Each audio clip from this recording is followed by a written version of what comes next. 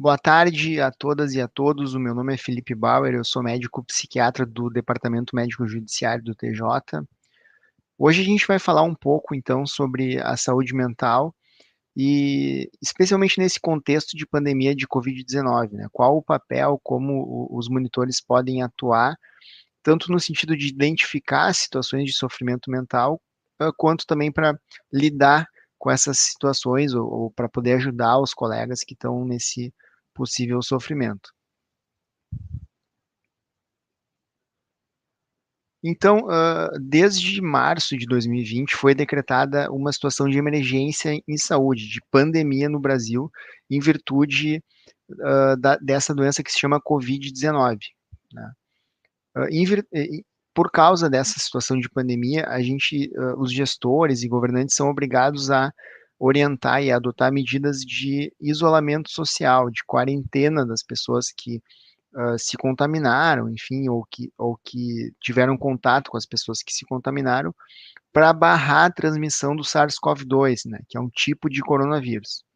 Então a gente se viu, a partir desse momento, tendo que usar máscaras e adotar outras medidas de controle da transmissão do vírus, né? Além do uso de máscaras, as principais medidas de controle são a lavagem constante de mãos, com água e sabão por pelo menos 20 segundos, ou então o uso de álcool gel 70%, ou álcool líquido também, mas enfim, álcool a 70%, né, a concentração. E além disso, também outra medida importante de controle é o distanciamento social entre as pessoas. Manter uma distância, e isso talvez para nós aqui no nosso meio mais impactante do que em alguns outros países, porque a gente é muito acostumado a estar sempre junto, estar sempre em contato, a se abraçar, a fazer eventos, né, mesmo eventos em grupos pequenos, e até esses eventos tiveram um impacto significativo ao longo desse último ano e praticamente um ano e meio aí de pandemia. Então, em virtude disso, né, dessa pandemia, a gente se viu obrigado a permanecer, né, a estar num novo normal, né? Nesse novo normal, inicialmente a gente se deparou com uma falta de vacinas, né? Até hoje não existe nenhum tratamento específico, então a gente teve que lidar com uma doença que causa um número alto de mortes, né? No nosso meio aqui no Brasil, a gente já teve mais de 500 mil mortes em virtude da Covid-19, e não se tem nenhum tratamento específico ainda, porque o que a gente tem ainda são apenas tratamentos sintomáticos e tratamentos para diminuir a gravidade, a resposta inflamatória do corpo nos casos que são mais intensos, que necessitam de internação.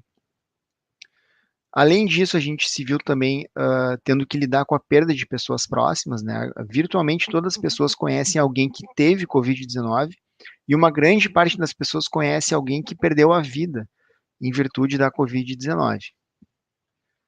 E além do distanciamento social das pessoas com quem a gente convivia, a gente também teve que lidar com o distanciamento social, inclusive das pessoas próximas, né? As famílias foram separadas, amigos que conviviam muitas vezes diariamente ou semanalmente tiveram esse convívio pessoal interrompido.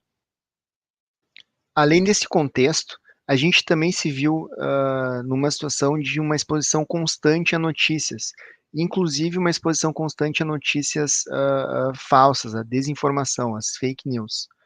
E essa exposição tanto a notícias verdadeiras, né, mas que causam, que são notícias impactantes de morte, de situação de gravidade da pandemia, quanto as fake news causaram e causam ainda uma preocupação excessiva em todos nós. Além disso, as fake news, as informações falsas, podem levar a que as pessoas usem métodos não eficazes de tratamento e acreditem que estejam mais protegidas quando elas na verdade não estão.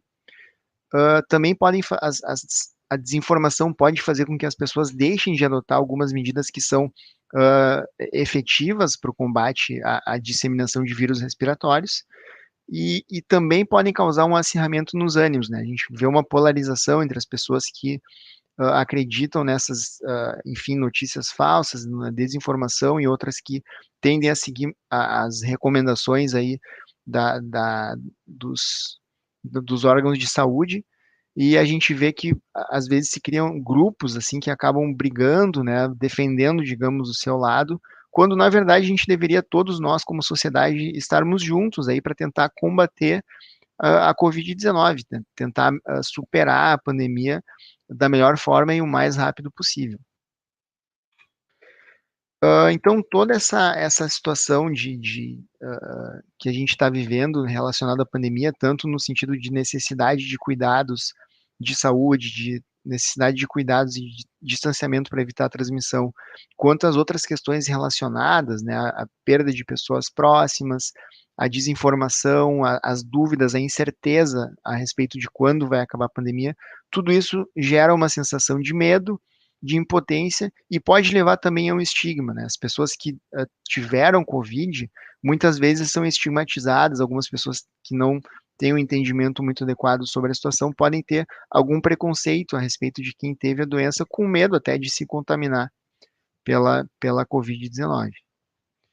O que a gente vê na prática é que, nesse momento, a gente está tendo um aumento de relato de casos de pessoas com desesperança, com sentimentos de tristeza, um aumento na solidão, especialmente em virtude do distanciamento social e da necessidade da gente evitar o contato próximo com as pessoas, e também sentimentos de irritabilidade. Além disso, a insônia também tem acontecido com uma frequência bastante grande. Pessoas que antes já tinham sintomas obsessivos passam a ficar mais obsessivas, mais preocupadas com a transmissão do vírus, em virtude de ter que lavar mais as mãos, de ter que se preocupar mais com a transmissão do vírus. E além disso, muitas vezes as pessoas recorrem a consumo de drogas, especialmente de álcool, para tentar minimizar o impacto, para tentar aliviar o sofrimento relacionado. Além dessas questões, né, que podem causar sofrimento psíquico, a gente também tem que lidar com uma nova organização de trabalho, com o trabalho em casa, né, o home office ou então o teletrabalho, trabalho à distância. Se a gente pensar bem, a gente poderia estar numa situação já de teletrabalho, de trabalho à distância, pelo menos de forma parcial, há pelo menos uns 5 ou 10 anos, né. Uma grande parte do nosso trabalho é feita na frente de um computador conectado à internet. E o problema é que a organização em home office aconteceu de uma forma muito abrupta, né. Tanto os servidores, funcionários, quanto os gestores tiveram que se viram com uma necessidade de reorganização rápida dos serviços. De uma certa forma, a gente foi pego de surpresa com toda essa situação e essa necessidade rápida de reorganização dos trabalhos.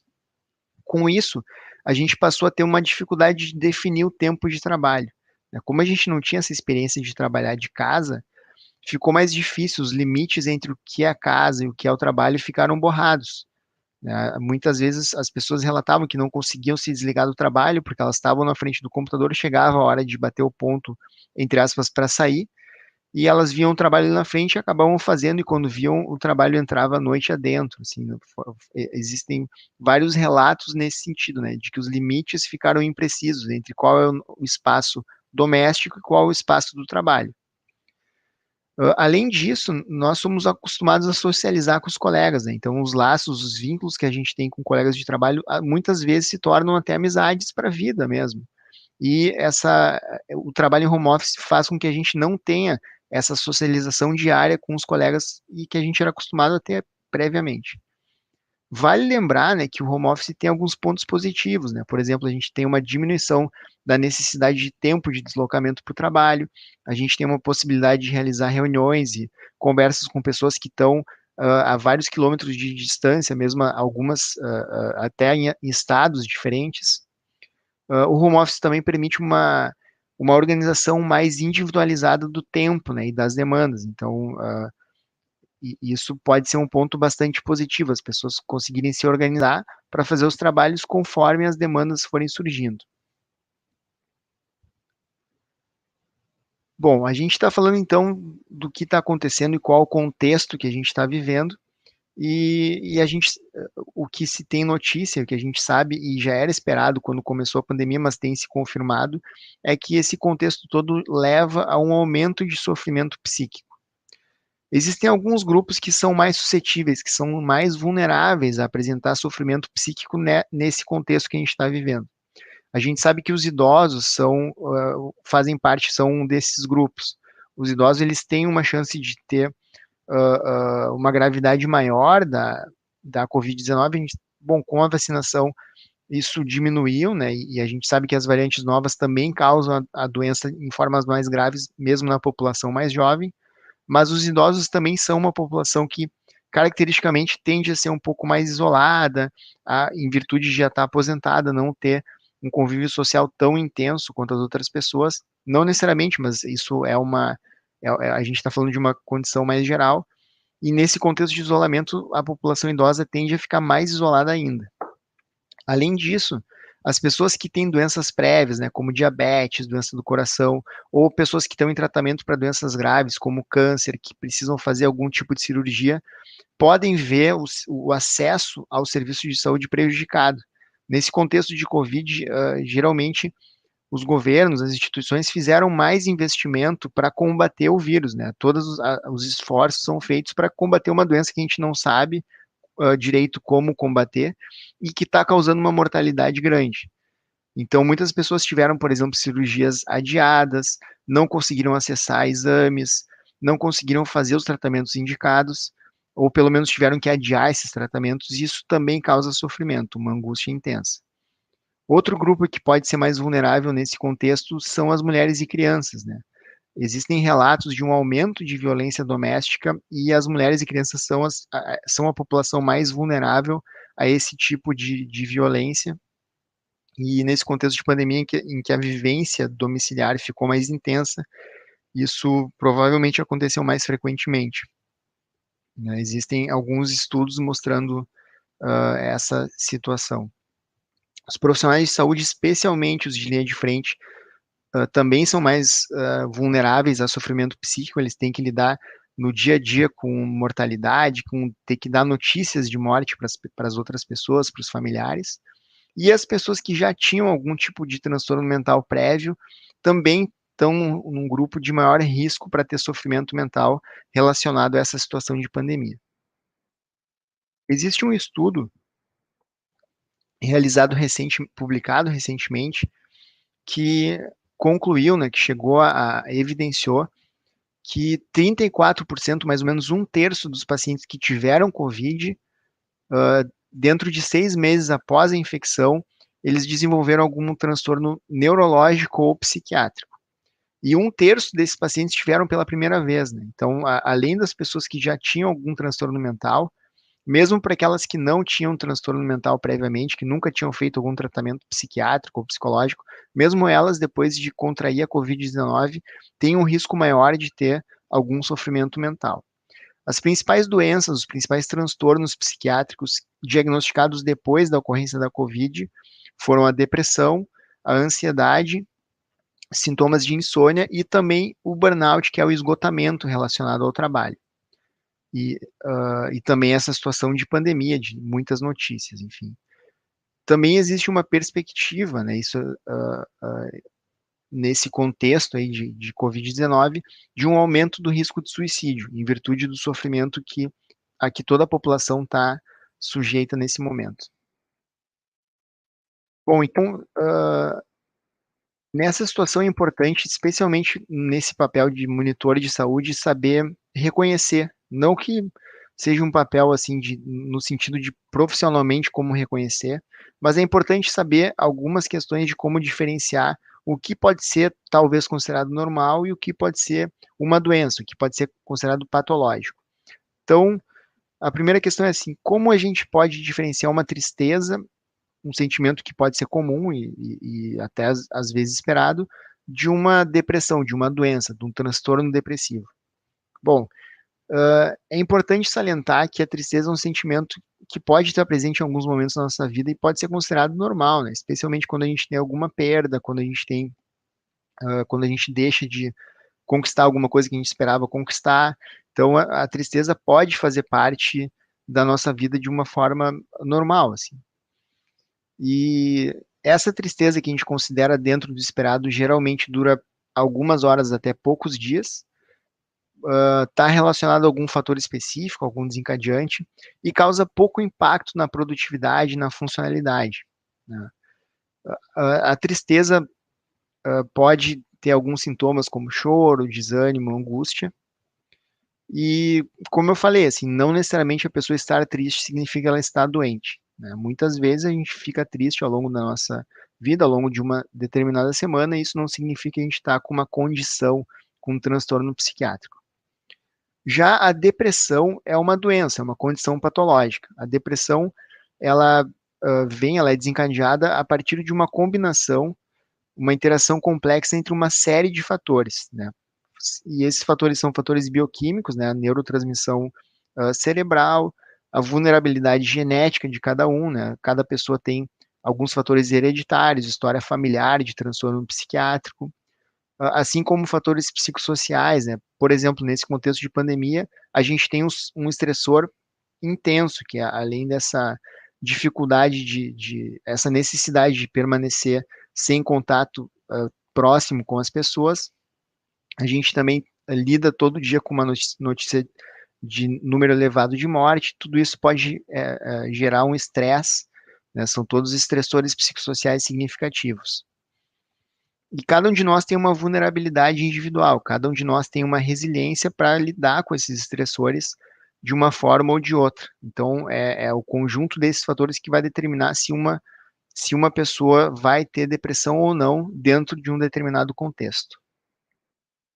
Como a gente reconhece, então, a depressão? No transtorno depressivo, no episódio depressivo, a pessoa tem os sintomas durante a maior parte do tempo. Então, a pessoa depressiva, ela geralmente tem uma diminuição na capacidade de sentir prazer, um desânimo bastante intenso, e os sentimentos de tristeza, desesperança e às vezes pensamento de que não vale a pena viver, pensamento de tirar a vida, são frequentes. E esses sentimentos, eles duram a maior parte do tempo ao longo dos dias. A pessoa deprimida geralmente tem uma sensação, um sentimento de culpa excessiva, e pensamento de incapacidade. Ela acha que não vai conseguir fazer mais nada, ela tem a sensação de que ela não tem mais o potencial que ela tinha previamente. A depressão também pode causar alguns sintomas físicos, como diminuição de peso, ou aumento de peso, alterações do apetite, dificuldade para dormir, ou mesmo ao contrário, sonolência excessiva. Algumas pessoas, por exemplo, têm uma dificuldade para pegar no sono, outras acordam ao longo da madrugada e não conseguem voltar a dormir. A pessoa depressiva pode ter um cansaço intenso, ou ao contrário, uma inquietação, uma agitação psicomotora, não conseguir ficar parado no mesmo lugar. A depressão geralmente leva a uma diminuição intensa na capacidade de se concentrar numa determinada tarefa. E o que a gente chama de síndrome depressiva tem duração de pelo menos 2 semanas. Então, quando a gente diz que a pessoa está deprimida, ela está pelo menos há 2 semanas nesse estado de humor, digamos assim, nesse estado de sintomas, né? E Bom, vamos entender um pouco qual é o panorama da depressão. Aqui eu coloquei essa foto porque o Winston Churchill, ele tinha depressão crônica e ele falava que a depressão dele era como se fosse um cachorro preto, uma sombra que sempre estava com ele. Às vezes era maior, às vezes era menor, mas sempre acompanhava ele um sentimento de angústia, essa coisa dos sintomas depressivos. Então vamos tentar entender um pouco qual o panorama dessa depressão, o que que são esses sintomas. A depressão ela tem uma prevalência crescente ao redor do mundo, né? Se estima que mais ou menos 10 a 20% da população vai ter um episódio depressivo em algum momento da vida. Ao redor de 5% da população vai ter um episódio depressivo no intervalo de um ano. E então hoje a gente estima que mais ou menos existam 300 milhões de pessoas que estão deprimidas nesse momento. É bem provável que esse número de 300 milhões seja subestimado, e nesse contexto de pandemia é bem possível que esse número seja ainda maior.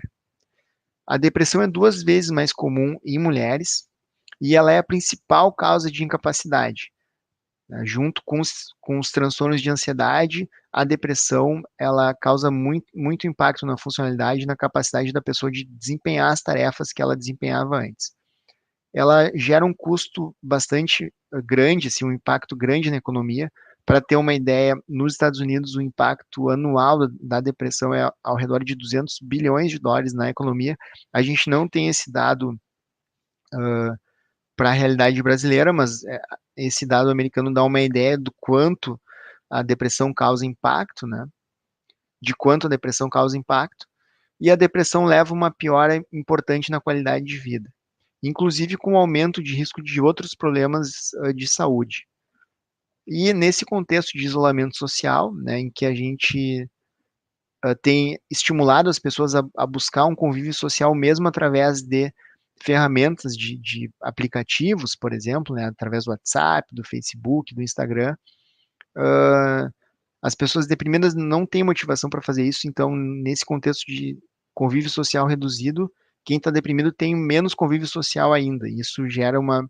Acaba se tornando um ciclo vicioso que piora a depressão piora a capacidade da pessoa de se relacionar, e muitas vezes isso acaba causando com que os sintomas persistam ao longo do tempo, né?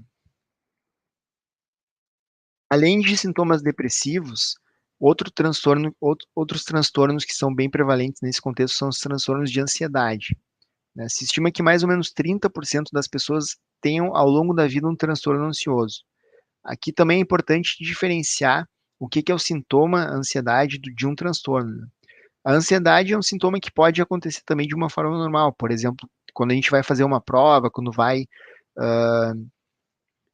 participar de uma situação em que a gente se acha mais vulnerável ou está com um pouco com uma insegurança a respeito daquela situação, a gente pode ficar ansioso, né, com uma expectativa, com uma incerteza do que vai acontecer naquele determinado momento.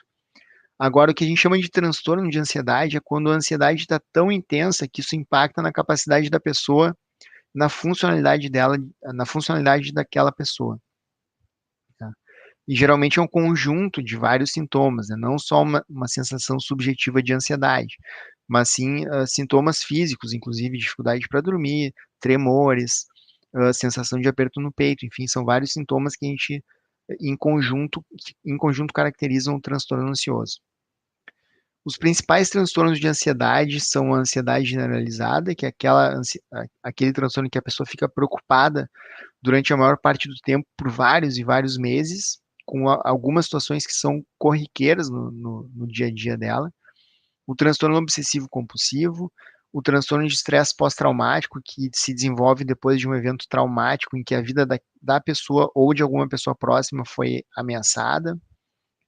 A fobia social, que é aquele transtorno de ansiedade que acontece quando a pessoa se vê numa situação em que ela tem que apresentar alguma coisa em público, que ela tem que se manifestar num grupo, e aí ela fica com muita ansiedade, com uma fobia mesmo daquela situação.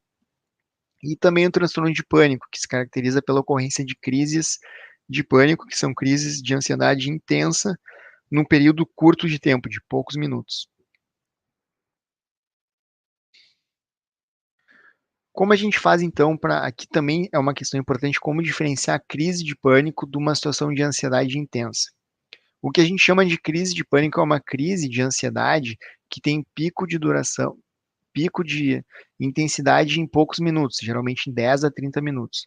A pessoa tem uma sudorese intensa, né? Ela sua frio nas mãos, tem tremores intensos e uma sensação de palpitação, né? De que as pessoas falam que o coração vai sair pela boca. Na crise de pânico também as pessoas geralmente têm uma sensação de aperto no peito, de uma bola na garganta e um sentimento de que elas vão morrer, né? Uma sensação de morte iminente. Então, até por causa dessa sensação, muitas vezes as pessoas em crise de pânico procuram emergências de hospital porque elas acham que estão tendo um infarto, né? Já a ansiedade intensa é um sentimento que pode durar várias horas, né, até alguns dias, então ele não tem esse pico de intensidade de sintomas tão rápido que nem a crise de pânico. Os sintomas físicos relacionados são menos intensos e existe mais uma sensação subjetiva, né, uma sensação de ansiedade.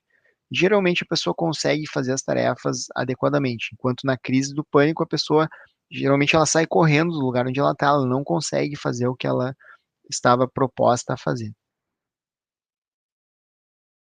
Tem também uma outra síndrome que pode acontecer nesse contexto, que é a síndrome de burnout, né?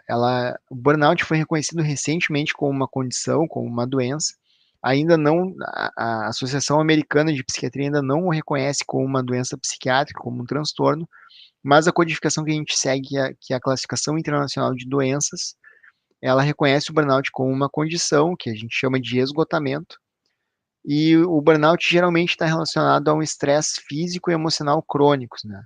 Muitas vezes ele ocorre depois de jornadas exaustivas de trabalho durante um tempo considerável, durante vários dias seguidos, e a pessoa se sente esgotada, com uma irritabilidade importante, com oscilações de humor ao longo do dia. Então, pela manhã, ela pode estar mais irritada, mais agitada, e no final do dia, mais para baixo. Isso oscila a cada dia.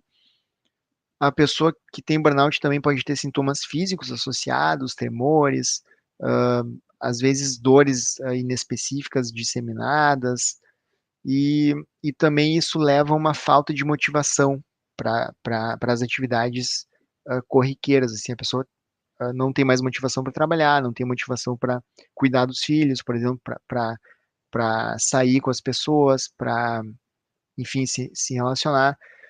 O burnout leva a uma falta de motivação generalizada. Por isso que o nome até é esgotamento, né, que eu acho que é um nome que representa bem essa síndrome.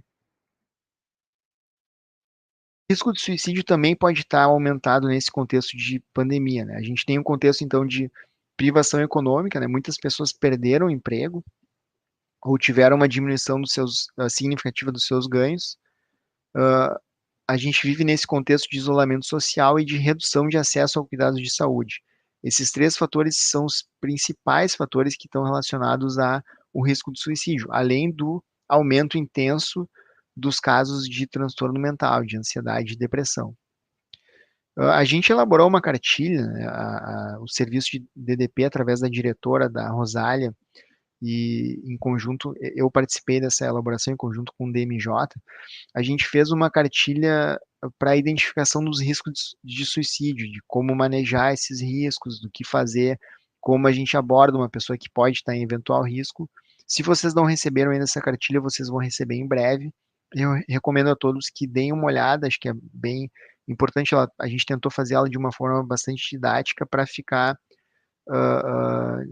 de um entendimento acessível, assim, e também direta ao ponto, né? Bom, as pessoas geralmente têm uma dificuldade grande de falar sobre o sofrimento psíquico. E por que é tão difícil falar? Geralmente, o transtorno mental ele está relacionado a um estigma, né? Muitas pessoas ainda consideram que pessoas que fazem tratamento psiquiátrico ou psicológico, elas têm algum tipo de fraqueza. Pessoas deprimidas, como a gente viu antes, elas têm um sentimento de culpa mais exacerbado. E além disso, como sociedade, a gente ainda tem bastante preconceito em relação às pessoas que buscam tratamento, ou até em relação às pessoas que são afastadas por um motivo de saúde mental. E a pessoa que tem um sofrimento psíquico, ela muitas vezes tem medo de não ser compreendida. E justamente por causa desse contexto que a gente falou agora, as pessoas às vezes acham que os outros não vão compreender, não vão entender o que elas estão sentindo. E a gente vê muitas vezes uma pessoa ah, de, né, algumas pessoas falarem para pessoas depressivas que que logo vai passar, que não é nada, que ela tem que se ajudar, né? Mas não, é uma questão que vai muito além disso, né? Então, isso mostra como muitas vezes as pessoas não compreendem o que é a depressão e que não é uma questão de escolha da pessoa, né? Estar deprimido ou não, né? Não é simplesmente querer ou não se ajudar, né? É uma questão que vai muito além disso, é uma questão biológica também, psicossocial, como a gente falou. Então, são vários fatores que levam a pessoa a ficar, a ter um sofrimento psíquico, a desenvolver um transtorno mental. E a luz no fim do túnel, né? A gente, nesse contexto, está vendo um aumento de transtornos mentais. E sim, a resposta é que existe luz no fim do túnel. Tanto a depressão, quanto a ansiedade, quanto outras formas de transtorno mental, tem diversas formas de tratamento e de coterapias, de tratamentos adjuvantes. Então, é importante a gente saber que a maioria das pessoas que tem algum transtorno psiquiátrico melhora.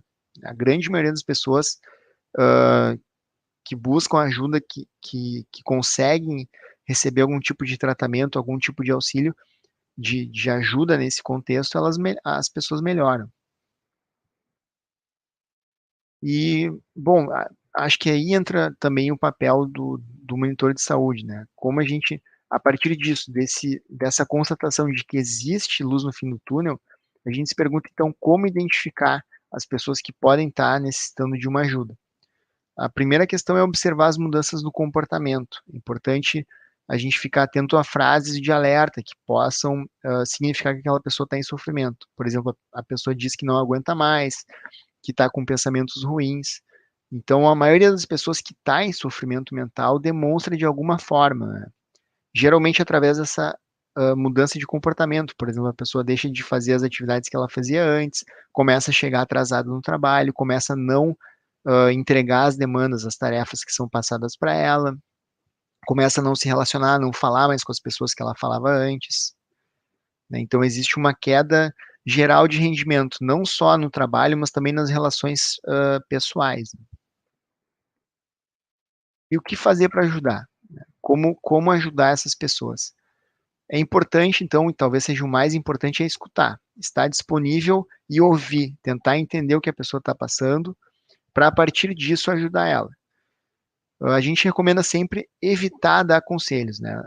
Nem sempre o que é bom para mim vai ser bom para uma outra pessoa. Então, às vezes o conselho que a gente vai dar para uma pessoa simplesmente não vai fazer sentido para ela. Então, a gente recomenda sempre evitar dar conselhos, né? É importante auxiliar a pessoa a compreender a situação. Às vezes as pessoas mesmo não têm o entendimento de que elas estão passando por um sofrimento, por uma condição de uma doença, de um transtorno.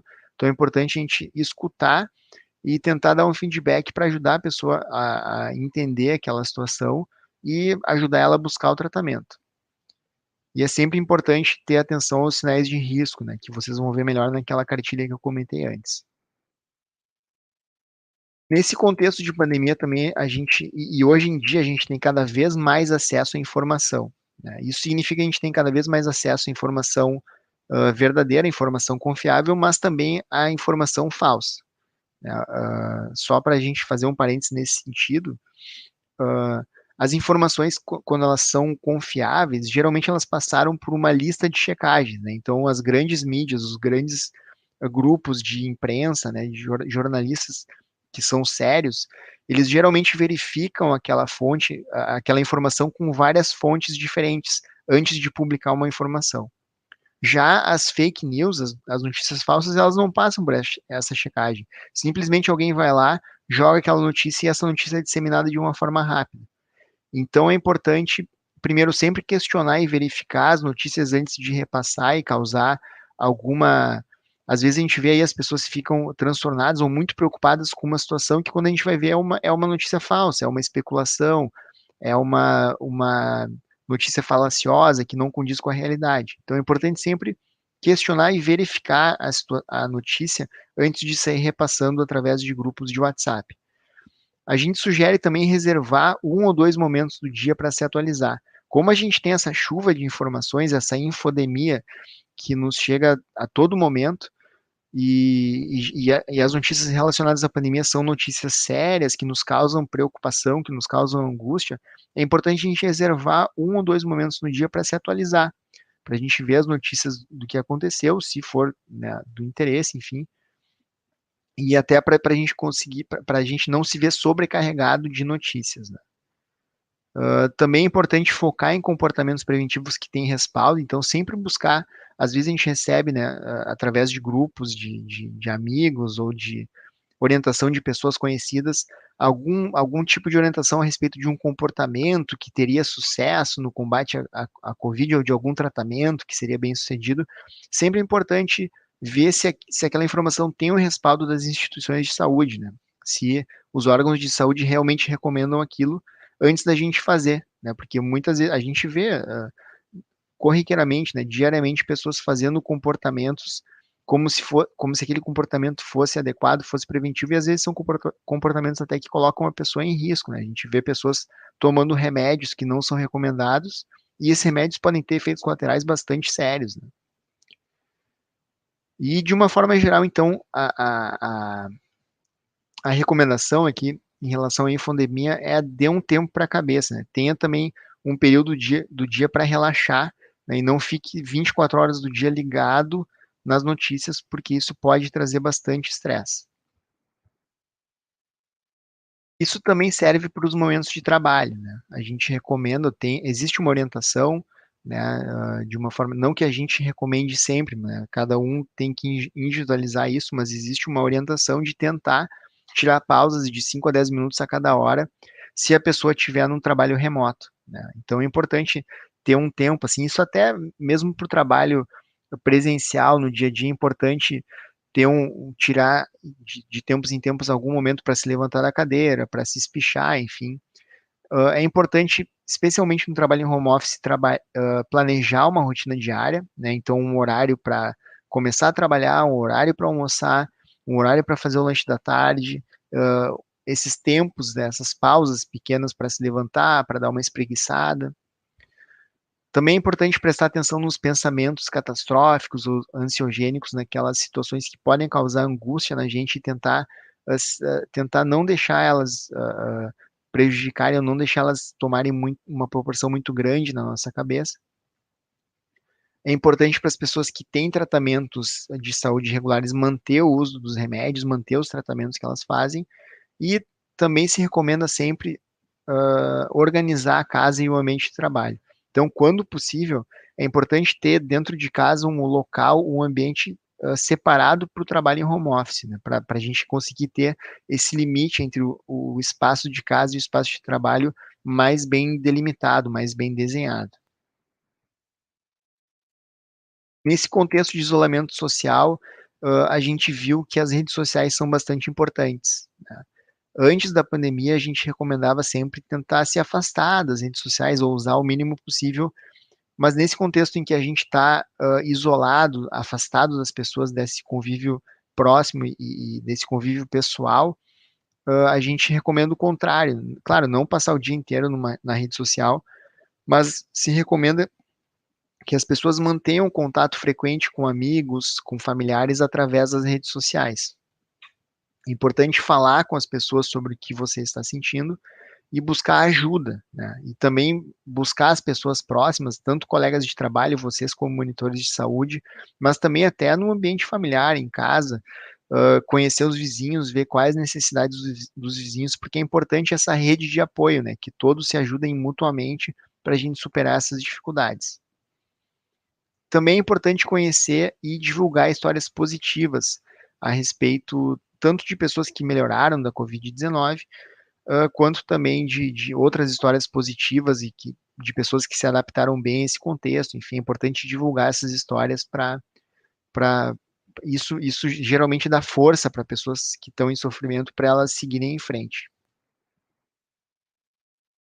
Em relação aos tipos de tratamento, agora a gente está chegando mais na parte final da nossa conversa, nos últimos minutos. Existem alguns tratamentos que são recomendados, né? Então, se sugere, se orienta, assim, que a pessoa que as pessoas façam exercício físico, né? Geralmente exercícios de aeróbicos ou de resistência. Existem algumas evidências, estudos que mostram que pessoas que se exercitam pelo menos 3 a 5 vezes por semana, por pelo menos 45 a 60 minutos por treino, existem evidências que mostram que essas pessoas têm menos chance de ter sintomas ansiosos e sintomas depressivos. E é importante que o exercício físico seja contínuo, que ele entre na rotina das pessoas, para que o exercício tenha impacto significativo na depressão e na ansiedade. Claro, vale lembrar que é importante lembrar que a prescrição específica de exercício, né, se a pessoa vai fazer musculação, se a pessoa vai fazer yoga, se a pessoa vai fazer pilates, geralmente essa recomendação ela é um ato do profissional de educação física ou do fisioterapeuta, enfim, então é importante sempre ter um auxílio profissional para saber qual exercício é mais indicado para cada pessoa especificamente, né? Outras medidas preventivas aí que ajudam a lidar com a ansiedade, com a depressão e que ajudam a prevenir esses sintomas é se manter sempre ativo, né? Então a gente sempre recomenda, se a pessoa puder escolher, por exemplo, entre andar de elevador e andar de escada, e não tiver nenhuma contraindicação andar de escada, se sugere sempre se manter mais ativo, andar de escada, caminhar mais ao longo dos dias. Técnicas de relaxamento e meditação também podem ajudar. E sempre sugere buscar atividades que você gosta de fazer, né? Atividades que sejam saudáveis, por exemplo, ouvir música, ver filmes, ler livros ou outras atividades que a pessoa goste de fazer. Outra forma de tratamento para depressão e ansiedade são as psicoterapias. Aqui a gente não vai recomendar alguma específica, existem vários tipos diferentes. As mais comuns são a terapia cognitivo-comportamental, a psicoterapia psicodinâmica ou analítica e a interpessoal. Geralmente as psicoterapias duram vários meses até vários anos, né? E são encontros semanais, às vezes até com uma frequência maior ao longo da semana. Mesmo quando o tratamento psicoterápico dura vários anos e tem uma frequência de 2, 3 vezes por semana, isso não significa que a pessoa tem mais sintomas ou que ela tem uma gravidade de doença maior. A psicoterapia tem essa questão assim da pessoa tentar mudar o comportamento e às vezes isso demanda uma frequência de sessão mais intensa, assim, mas não significa que a pessoa tenha uma gravidade de sintomas maior ou menor. Geralmente as psicoterapias elas funcionam através do vínculo terapêutico, né, do profissional com o paciente, e através da psicoterapia se tem um reconhecimento e uma tentativa de mudança dos comportamentos não adaptativos e uma ressignificação também dos eventos traumáticos que podem ter ocorrido no passado.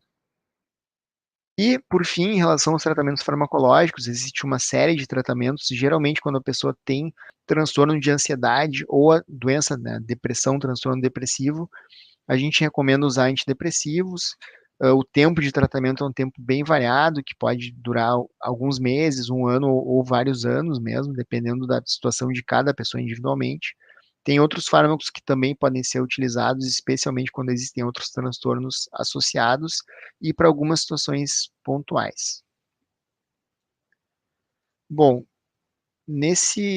a ideia então da nossa fala hoje era conversar sobre como abordar e como identificar as principais questões de sofrimento psíquico que podem estar relacionadas à pandemia.